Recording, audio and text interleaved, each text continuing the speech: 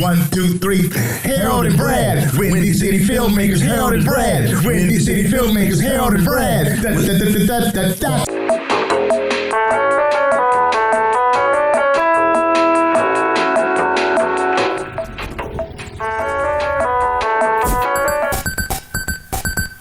Three, two, one. Okay, we recorded. All right, what's going on, y'all? Brad Stevens here for the Harold and Brad, Windy City Podcasters, whatever. Anyhow, HD, what's going on? What's up? And you can call me A. Now, for those who don't know, we started off the show, and I didn't hit record, so we're doing it again. Halfway through. Okay, we have a very special guest, Sara Sevigny. What's going on? Hello. Thanks for having me. No doubt. Great to be here. So, once again, the question we always ask people is, what's your connection to Chicago, and what kind of art do you create?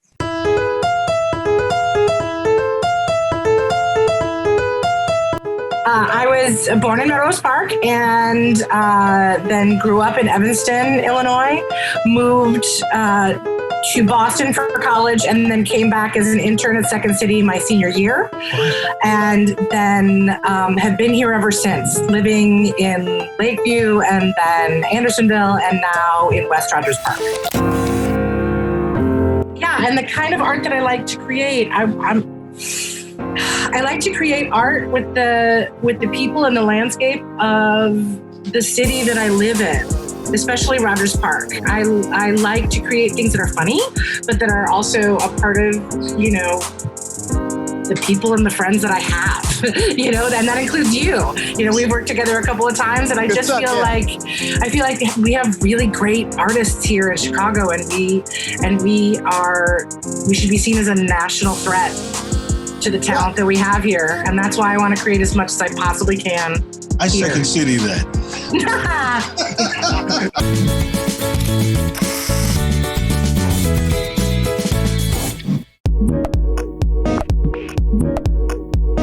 You know what? Like, along those lines, I saw the trailer for you work on a web series called Corri and Sara Famous, right? Absolutely. We are still editing that web series because we filmed it last summer, and then COVID hit while we were in the middle of editing. So we are working on it, and we have a website, and we have the sizzle reel out, and you can see so many Chicago artists that are in our series, and that we're hoping to continue with that moving into season 2. Good stuff. I love it.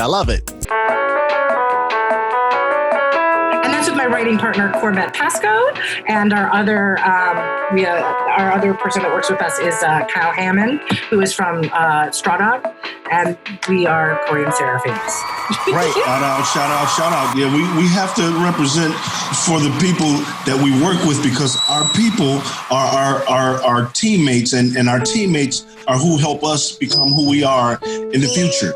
So, shout out, because I know my buddy Brad right here, man, we go back like 22, 23 years, back to our acting troupe that we started way back in the day. And here we are today, still creating together. That's awesome. Yeah, and that was really important to us as well, in who we brought in to direct. The first person that we thought of was Antoine McKay, because he and I did Rogers Park together, and we're very good friends, and he's not only an amazing improviser and actor, but he's a really good director.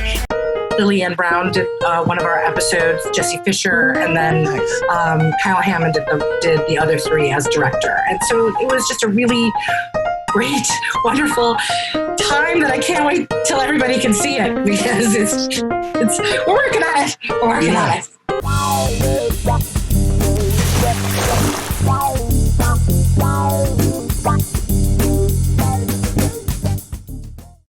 But to your point, I saw the trailer, and it was exciting to see all the local talent in it.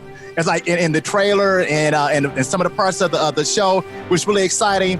And we had to get Corbett. We had to get her on the show too. We had to get her, because that's your writing partner. You all have written a number of things together, right? Yes, we started as ensemble members at the Factory Theater, which is on Howard. Right. No theater is happening right now, but it's a great theater that's on Howard that's been around for about 26 years, and it's all original work. And so she and I wrote our first piece there called The League of Awesome, Right. Which was about superheroes. We've written about 7 things for stage, and then created the YouTube channel Get in the Car, and that was just Corri being bored in the car and wanting to record me, so she would just ask questions and see what would happen. And then now Corri and Sara are famous, so we have a couple of other things up our sleeve that we're writing.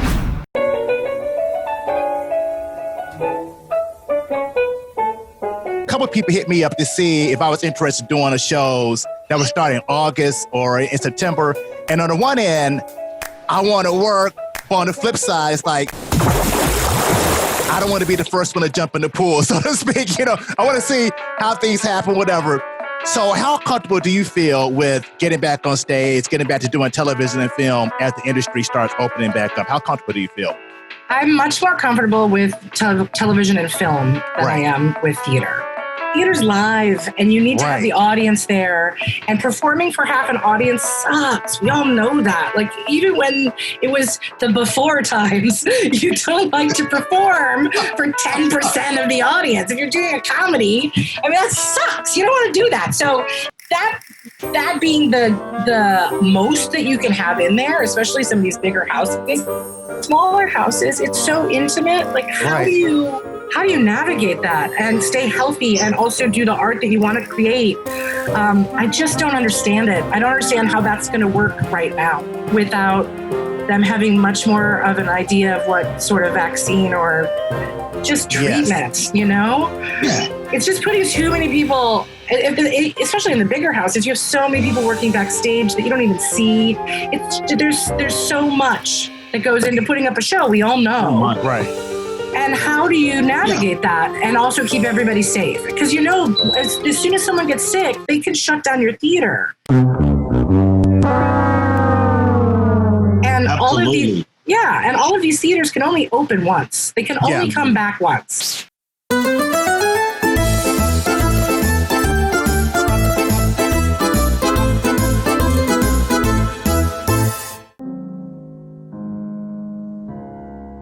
So let's take it all the way back to the beginning. Where did you start? Where was the spark, and how did you get started? I started as a piano player. I was a pianist. Me too. Yeah. My mom played, and I just started playing what she did, and that was kind of the trajectory of my life for when I was a kid. But I always wanted to sing, and I always wanted to get on stage. And piano's kind of isolatory, and I love it. There's nothing wrong with playing the piano. Right. It taught me how to read music, taught me how to math. I mean, there's so many great things but I wanted it to be in conjunction. But yeah, when I was a kid, I used to sing to a brush in my room, all of the ABBA songs, and look out the window and think that the winner did take it all, At least you can hold the notes. I couldn't. I was like...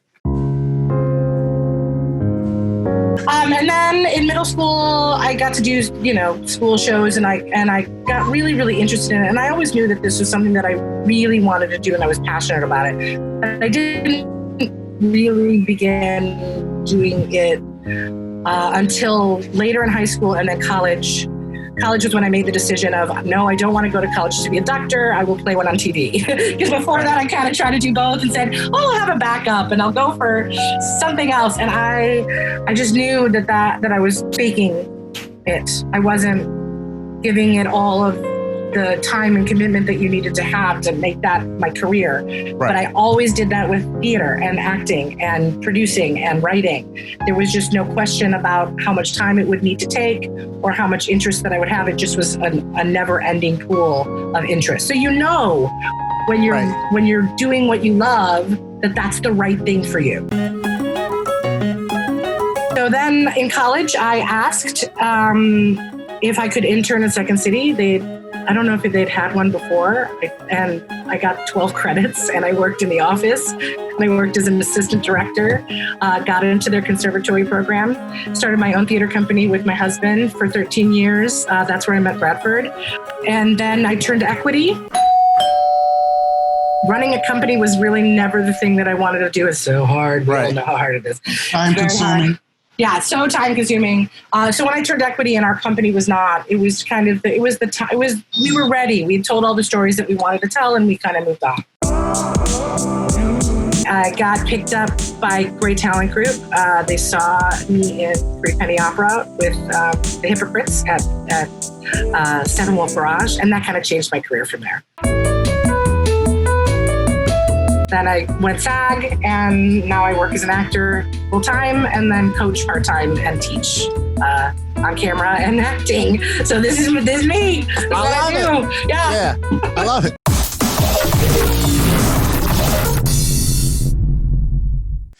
Let's talk about that role on Empire. That sure. So you were the nurse doctor. Your character. Were you at the bedside of Lucius? I was, but I was a board member. At the end of the season, at the end of season 1, they sold the company. They made it public, and so a board bought it. And I. Oh, you were on the elevator. Yes.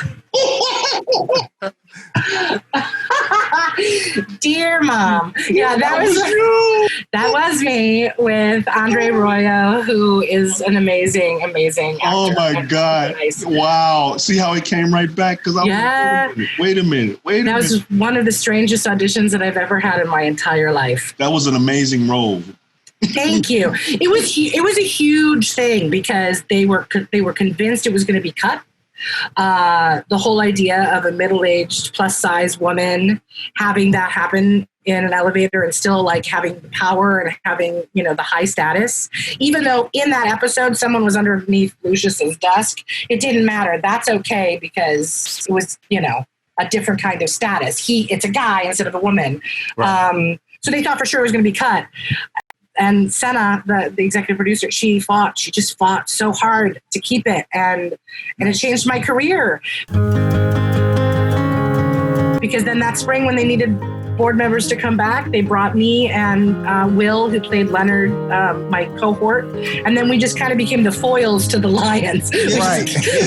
We kind of kept giving the company to different sons every single time that we could. Because, I saw every episode every season, that and Power I kept up with. And particularly that, and your characters really stood out. That's why it came right back to me. When you said they sold the company, I became a board member. I was like, oh, yes! And then I was super lucky because then when Eddie came, I'm losing his name. How can I lose his name? Ask me a question. I'll come back to it. We'll come back to it. We did that last week. We interviewed somebody. We're like, what's the actor's name? And then it came back halfway through. But it's Forrest Whitaker. Forrest Whitaker. Of course. So when he came in, they gave us one note. They gave us one note. They said, okay, he is the Quincy Jones, and that's why I got confused about what his name was because Quincy came in. He's the Quincy Jones of Empire. So like he's representing like a family member that's associated with them that comes in, and he's Quincy Jones. And so I was like, oh, okay. So apparently I made like some sort of facial expression when he walked into the room, and the showrunner saw it, and then they said, oh, now we're going to have Edna be interested in Eddie. And so that's how that happened. Oh, okay. Which I was like, oh my God. I was so lucky. It was such a gift to work on that set. They were great. Right. They're great. Well, having said that, like you're a member of Factory Theater. I love the Factory. You did work at Porchlight, Straw Dog. So what are some of the similarities, and I guess maybe some of the differences between working on stage and doing television and doing film? Like from a technical standpoint, what are some of the similarities and differences? Oh, well, with theater, you have so much, you have it's finite, but you have time to rehearse and then get yourself into performance mode. And then the magic begins because then you can really play and you have lots of times to do it, 8 shows a week, or if it's a smaller production, a few shows for the weekend. But you have all of these opportunities to redo it over and over and over again, right? And just experience the joy of doing that work. Television, film, you still are doing it over and over and over again, but once you're done and they hit cut, you never have to do it again. So it seems the completion is out of order, and it's also a shorter amount of time. So you have to just really all of your active listening, just dive in and be in that moment, and provide a lot of different options that they can choose from to edit. Right. That's what I see the difference. But we're so unique. Chicago has we're the greatest theater city in the world. I think maybe actors who may not know, I don't know, I get the feeling they may not know how thriving this theater scene here is in Chicago. But yeah, I agree. I love the theater scene. It just seems like it's this type of city where, to your point, you can get a couple friends, let's start a company, and legitimately start a company that is doing great work. And on the other end, people can always go find a good show. And it's something that fits their particular mode of theater too. There's all types of theater happening here in the city, in all little nooks and corners. Right. Yeah. And it's not, and the ability to, I don't want to say cut your teeth, because I feel like there's non-equity in their storefront things that are happening that are better than some of the things that are from the bigger houses, because they're raw and they're vulnerable, and there's just such great work being done throughout the city. But it really is an opportunity where you, as an actor, can come into the city and make your name and really, really, thrive here. And that is a lot harder to do in other places, because they don't have, there's no theater in a lot of these other places except for tours that come through.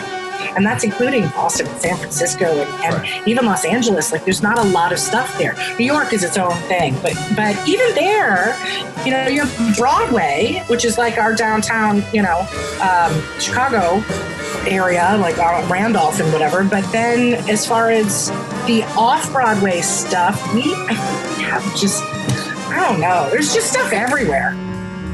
That's awesome.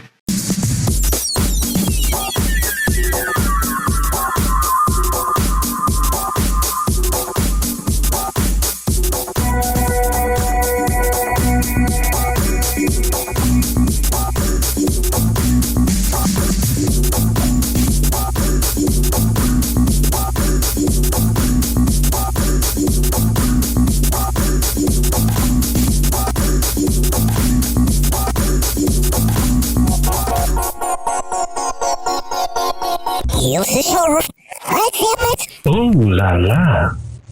Yes.